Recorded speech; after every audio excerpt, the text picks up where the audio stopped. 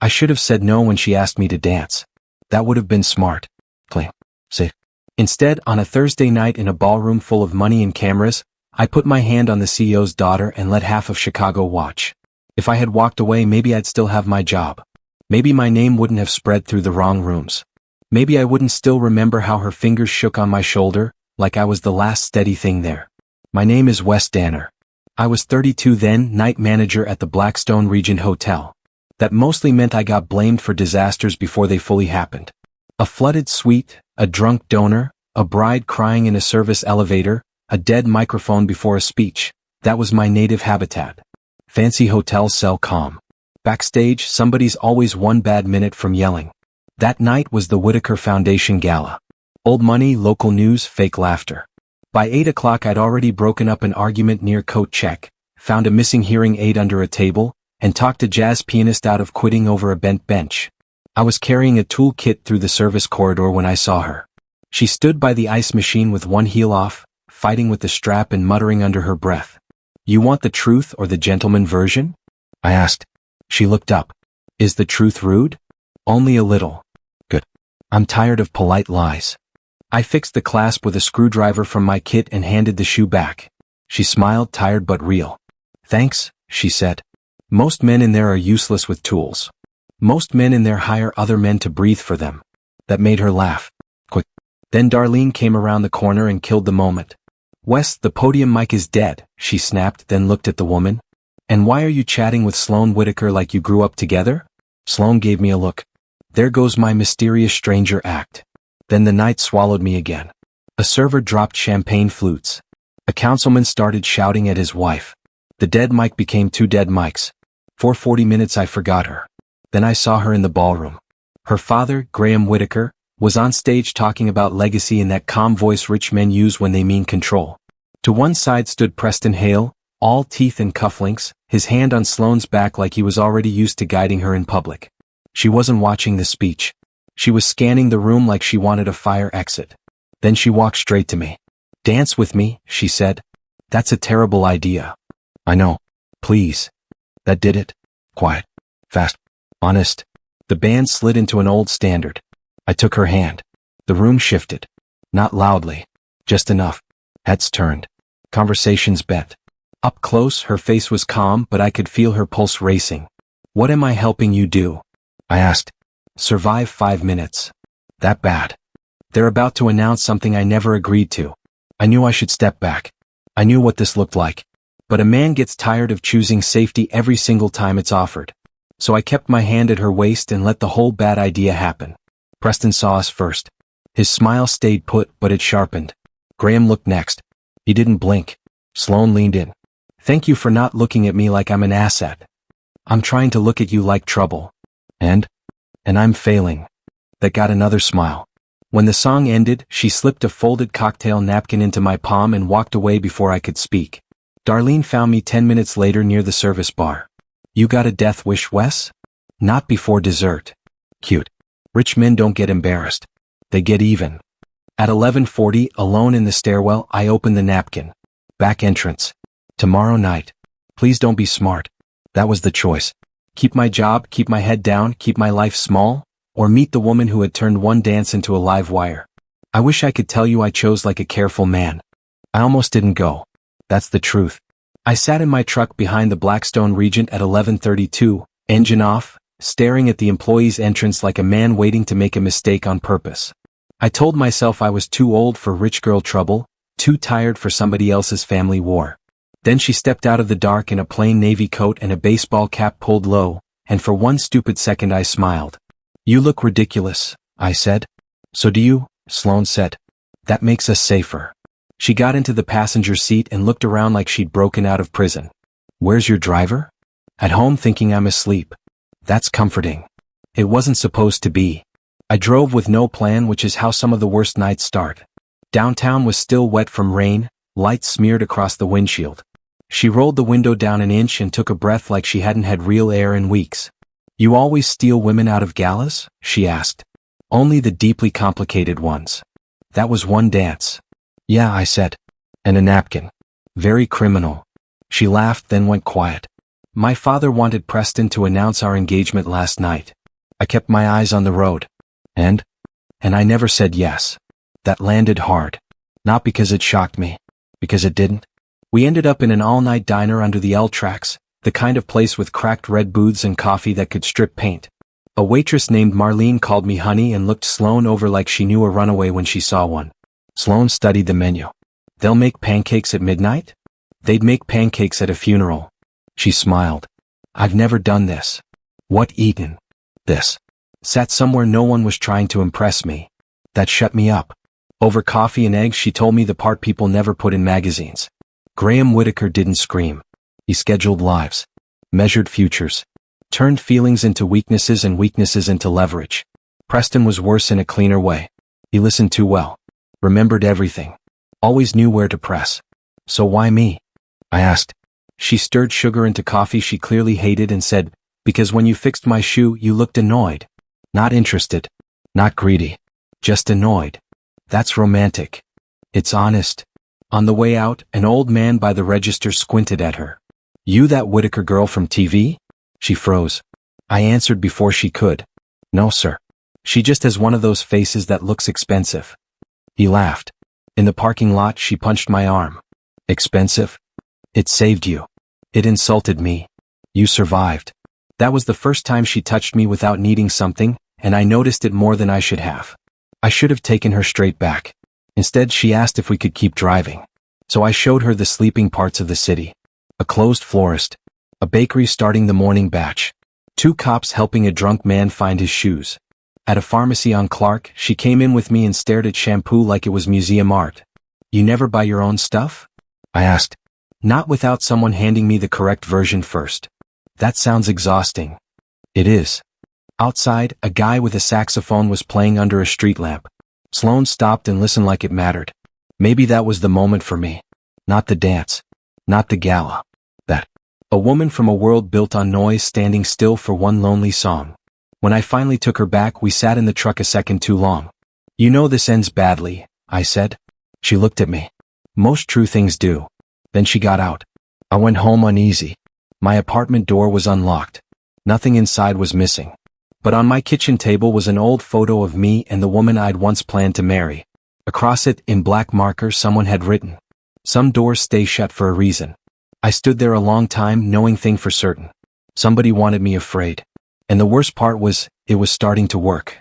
By noon the next day, my face was on gossip sites and a local blog that called me hotel staff with ambitions above his station. The uglier version said I'd been chasing Sloane for weeks, angling for money. I read it in my office and felt something hot crawl up my neck. A man can take an insult. It's when strangers arrange your motives for you that the shame gets under the skin. Darlene shut my laptop with one hard slap. Don't feed it. Bit late for that. They don't need facts, Wes. They just need a photograph and a villain. By 2 o'clock I was pulled into HR. Smiles. Soft voices. Temporary leave just until things settled down. Which meant, disappear quietly so rich people can breathe easier. I packed a cardboard box with a spare tie, charger, aspirin, my decent pen while Mick leaned in the doorway eating pretzels like we were discussing baseball. You always wanted time off, he said. Not with public character assassination. He tossed me the bag. Take the pretzels. That's friendship. Outside my phone buzzed. Sloane. I let it ring once. Twice. 3 times. Then answered. Did you see it? She asked. Hard to miss. My father says if we stop reacting it dies. Your father would say that. Preston is behind this. Does it matter? There was a pause. It matters to me. That should have softened me. It didn't. Fear does ugly arithmetic. I was already calculating rent, work, my mother getting dragged into some rumor. I told her I had errands and hung up like a coward in a calm voice. At 5, I drove to my mother's place to fix a leaking sink because humiliation does not cancel plumbing. She opened the door holding printed screenshots. Are you famous now? She asked. Only with idiots. She studied me.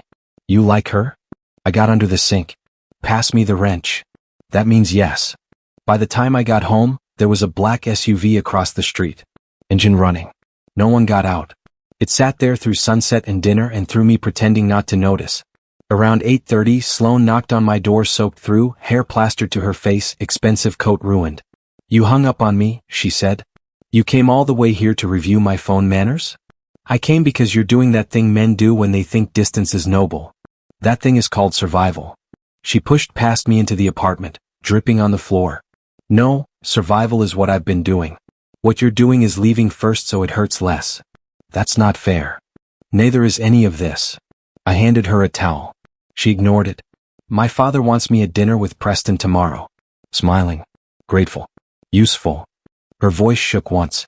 And all day I kept thinking about pancakes at midnight and a pharmacy receipt in my pocket and you calling my face expensive. That got me against my will. Still offended about that. I should be. I laughed. She did too. Then we were quiet.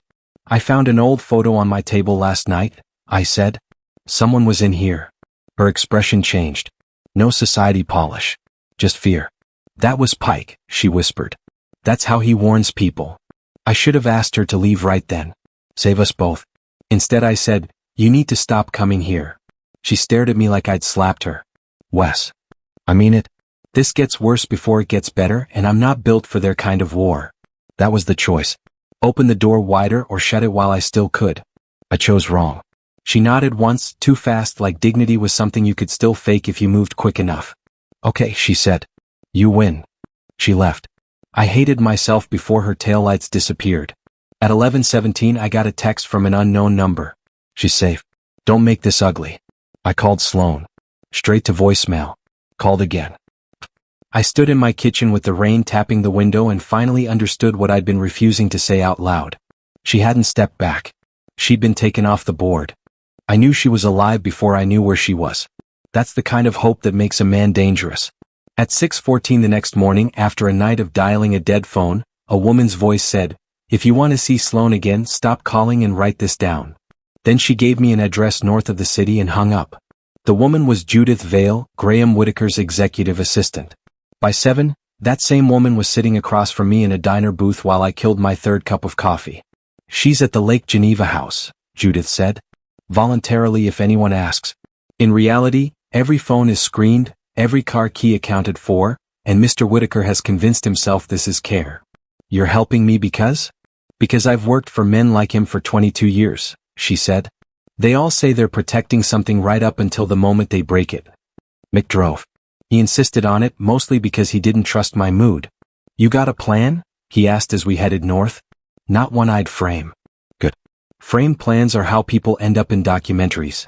We stopped for gas and bad coffee. I bought a charger, 2 protein bars, and a cheap bouquet from a grocery display. Mick stared at the flowers. Romantic, he said. Shut up. The lake house was less a house than a polished threat with windows. Judith had texted the service entrance code. My heart was pounding hard enough to annoy me. Graham met me in the library before I ever saw Sloan. He stood by the fireplace in a navy sweater that probably cost more than my rent and looked at me like I was mud on a clean floor. This is beneath all of us, he said. No, sir, I said. Just you. His mouth tightened. She is upset. Young people confuse discomfort with oppression. You locked down her phone. I restored order. That's a charming phrase for kidnapping. His eyes chilled. Careful. That was the moment. Back off, apologize, save what little life I had left, or step all the way in. Fear said leave. Something meaner in me said no. I stayed. Judith appeared in the doorway. 5 minutes. Winter garden. Don't make me regret this. Sloan was standing among citrus trees and cold glass, wearing a gray sweater and no jewelry, which somehow made her look more herself than she had at the gala. She turned at the sound of the door and for a second neither of us moved. You came, she said. Yeah. Turns out I'm not as smart as advertised. That got the smallest smile.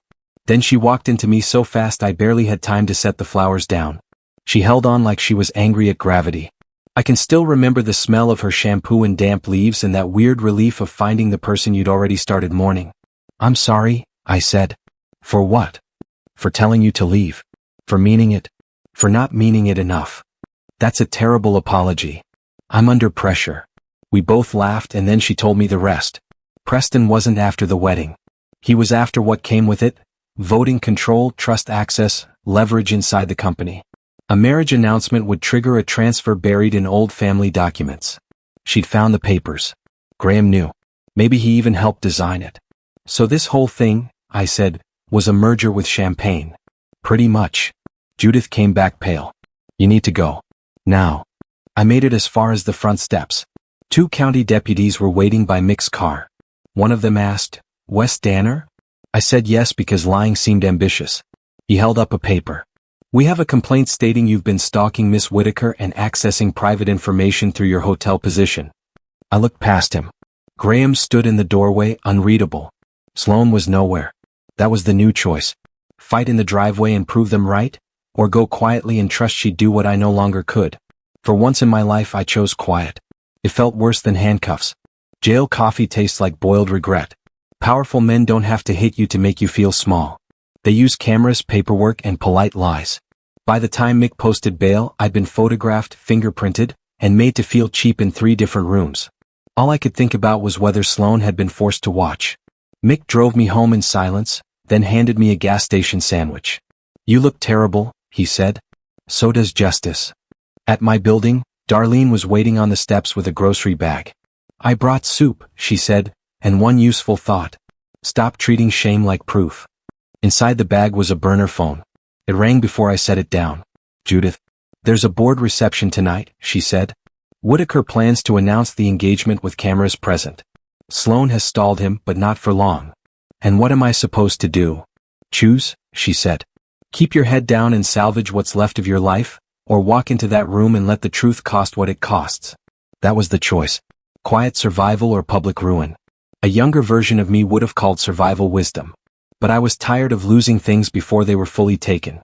So I shaved, put on my last decent jacket, and told Mick to drive.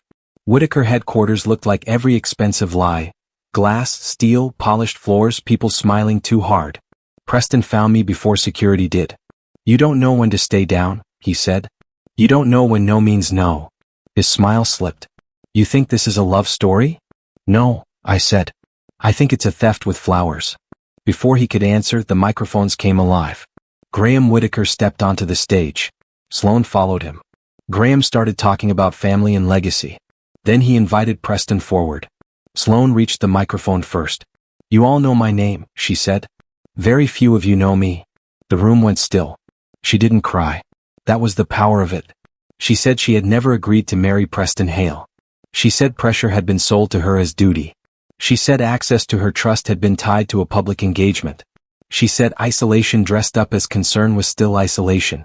Preston stepped toward her. Sloane, enough. She turned to him. That word has been enough. You just never respected it. That broke him. He reached for the microphone, missed, and muttered something ugly into a silent room. Worse than loud. Honest.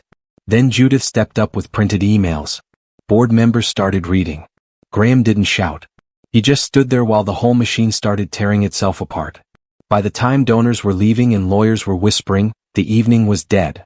I found Sloane near a side corridor. For a second we said nothing. We just looked at each other like people coming back from separate storms. You came, she said. I was done not coming. That made her smile. What happens now? I asked. My father calls this a misunderstanding. Preston calls lawyers. Judith probably loses her job. Then I'll help Judith find another one. That did make her smile. A minute later Graham came into the corridor. I tried to build a world where nobody could use her, he said. You built one where everybody could, I answered. He took that and walked away. 3 months later I was running nights at a smaller hotel on the north side. Less marble. Better coffee. Mick still stole my fries. Darlene still corrected my tie. Sloane got her own apartment. Burned grilled cheese so badly the smoke alarm nearly drove us both into the hallway laughing. That was the first night it felt normal. The next spring, at a small charity dance where nobody important expected cameras, the band started an old standard. Sloane held out her hand. This time, she said, I'm not asking to escape anything. I took it. Good, I said. I'm saying yes for the right reason. And for the first time since that first dangerous dance, the room didn't feel like a trap.